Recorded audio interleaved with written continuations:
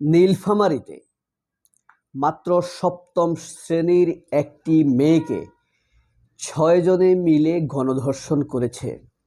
ডিসেম্বরের ১৭ তারিখ থেকে জানুয়ারি মাসের ৩১ তারিখ পর্যন্ত।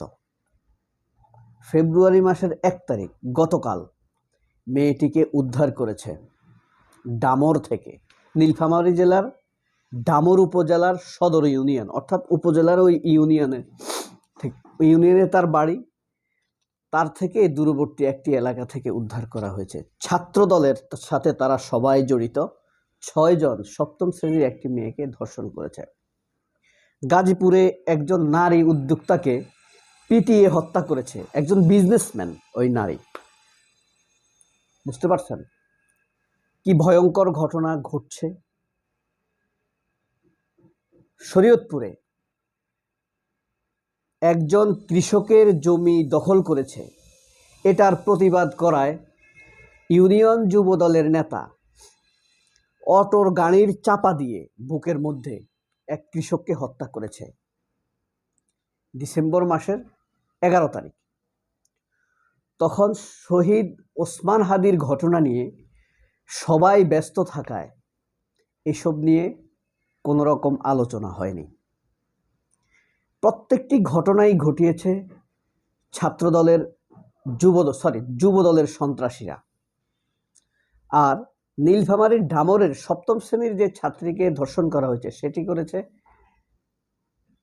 যুবদলের সন্ত্রাসীরা, ছাত্রদলের সন্ত্রাসীরা। কিন্তু ছাত্রদল, বিএনপি, যুবদল, ঢাকার অংশ এবং বাংলাদেশের পত্রিকাগুলো এবং গণমাধ্যম ব্যস্ত আছে কি নিয়ে? টুইটার আইডি হ্যাক নিয়ে। বাংলাদেশের ছাত্রদলের মেয়ে শাখা, অসুন্দরী মেয়েরা, তাদের মনও অসুন্দর, চেহারা শুরুতে অসুন্দর। তারা ব্যস্ত আছে কি নিয়ে? আইডি হ্যাক নিয়ে। সবচেয়ে আশ্চর্যের বিষয় হলো, মজলুম যখন জালিমে পরিণত হয় তখন পূর্বের মজলুমরা দ্বিগুণ অত্যাচারিত হতে থাকে। বাংলাদেশে ৫ই আগস্টের পর থেকে, শেখ হাসিনা পালানোর পর থেকে ২৩৪টা খুনের ঘটনা ঘটিয়েছে বিএনপি। তার মধ্যে নিজের দলেরই হলো ২১০টা, আর ২২৪টা হলো অন্যান্য। কিন্তু তারা এখন সকল মিডিয়াকে দখলে নিছে। প্রথম Alo, Kaler Kantho, Janakantha, Banakantha, ৭১ TV, ৭২ TV, Independent TV, Jamuna TV, এইসব থেকে এই ঘটনাগুলোকে মব বলা হচ্ছে না। এবং তারা যে উল্টাপাল্টা সাংবাদিকতা করছে, তাদের টকশোগুলোকে রাজনৈতিক কাজে ব্যবহার করছে, এইসবকে তারা মব জার্নালিজম বলছে না, সেটা হয়তো বলাও যাবে না।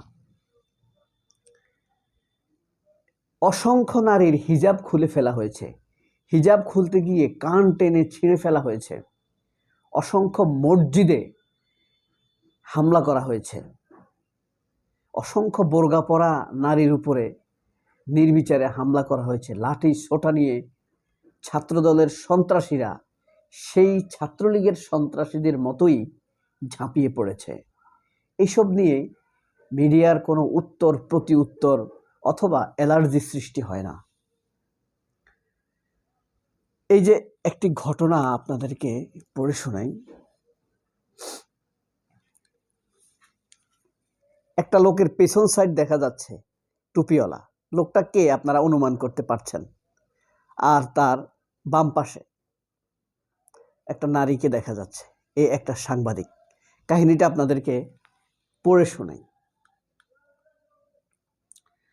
জামায়াতের আমির এক্স অ্যাকাউন্ট হ্যাকের ব্যাপারে কিছু সাংবাদিক সাক্ষাৎকার নেয়ার সময় ভিড়ের মধ্যে পড়ে যায় একজন মেয়ে সাংবাদিক, এবং তার চেহারা শুরুতে আতঙ্ক ফুটে ওঠে।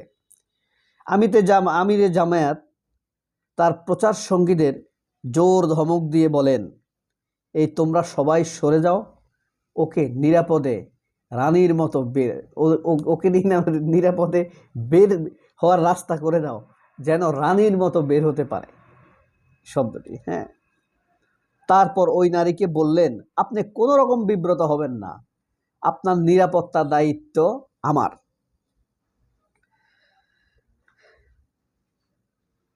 আমি আপনাকে নিরাপত্তা দেব।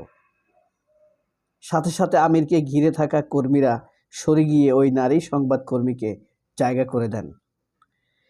যে সংগঠনের কোনো অ্যাক্টিভ কর্মীর বিরুদ্ধে কোনো নারীর শ্লীলতাহানির রেকর্ড নেই এখন পর্যন্ত, কোনো ধর্ষণের রেকর্ড নেই এখন পর্যন্ত, একটা দেশ বিনির্মাণে যেখানে গভীর রাতেও একজন নারী নিশ্চিন্তে মনে হেঁটে যেতে পারবেন, সেই সমাজের স্বপ্ন দেখে তারা নারীদেরকে অসম্মান করে এখন পর্যন্ত কোনো কাজ করেনি।